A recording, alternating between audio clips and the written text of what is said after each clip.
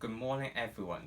Today I'm going to talk about whether the interest expense incurred by the printing company limited is deductible or not. First, I will give you the brief background of the case. Then I will move on to the fourth scenario and talk about whether the interest expense incurred under this scenario are deductible or not. Finally, I will give a brief conclusions under this case. First, let's move on to the backgrounds. The company reserve is PC, which is Printing Company Limited. It is located in Hong Kong.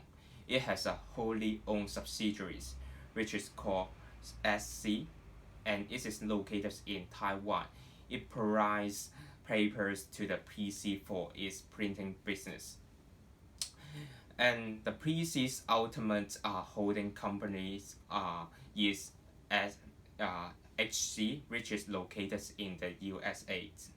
Also, it is noted that there is a person called Mr. CFO, which is the Chief Financial Officer of PC. Now, let's move to the first scenario.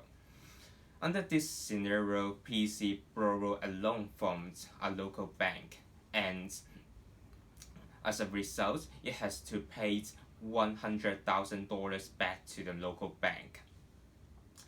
And it is noted that the loan was used to purchase new factory units, and the loan was secured by these factory units. So under these scenarios, is 100,000 interest expense deductible or not? Indeed, as for our analysis, we have to find out whether it passed through Section 16(1)(a) or not. Indeed, it passed through because the new factory units was used for the printing business. And we should refer to Section 16(2)(d) for this scenario because the loan was borrowed from a bank, which is a financial institution. However, Section 16(2)(a) restriction was not applied because the loan was not secured by a deposit. Also, Section 16(2)(b) restriction was not applied because there was no arrangement that the interest will pay back to PC or connected person. Now, let's move on to the scenario 2. Under this scenario, PC has borrowed a loan from a local bank, which is quite similar to the scenario 1.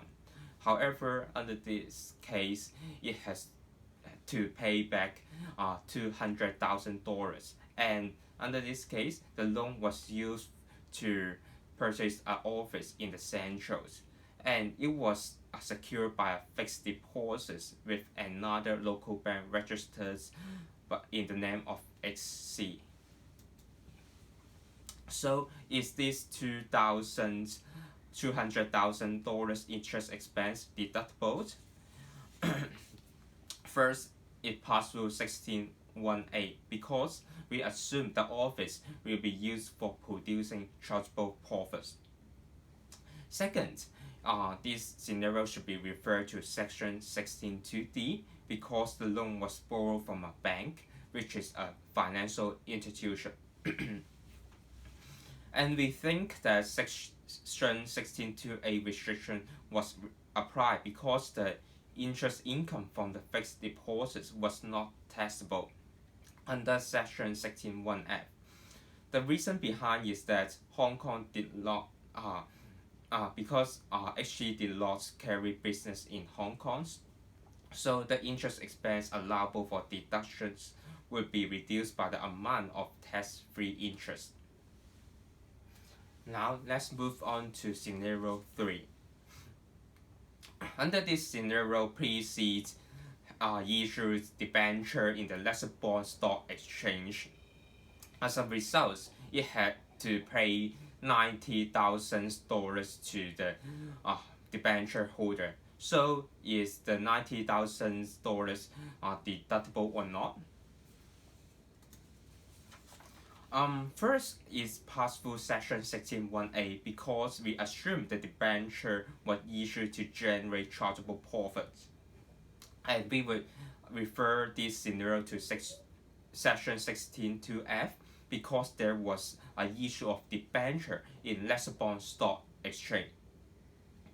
However, we think that section 16.2c restriction was not applied because there was no arrangement that the interest payments would be paid back to PC or connected person. So finally, let's go to the scenario 4. Under this scenario, PC has borrows a loan from a bank in the USA. As a result, it had to pay $50,000 back to the bank. Indeed, the loan was used to finance the purchase of materials from USA suppliers, and the loan was guaranteed by Mr. CFO.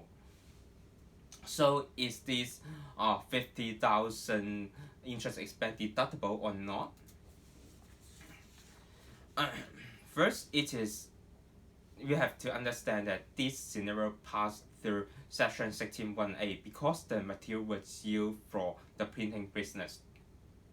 And we can refer to section 16.2d and e for our analysis. Because the loan was borrowed from a bank in the USA, which is a financial situation, and it is used for acquiring stocks.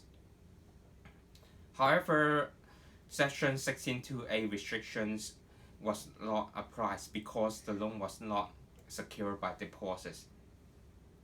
Also, section 16.2b restriction was not applied because there was no arrangement that the interest will be paid back to PC or the connected persons. So, in conclusions, we think that the 100,000 interest expense, 90,000 interest expense, and 50,000 interest expense are deductible. However, as for the 200,000 interest expense, there is possible deductible, and the interest expense allowable for deduction will be reduced by the amount of tax-free expense. Thank you.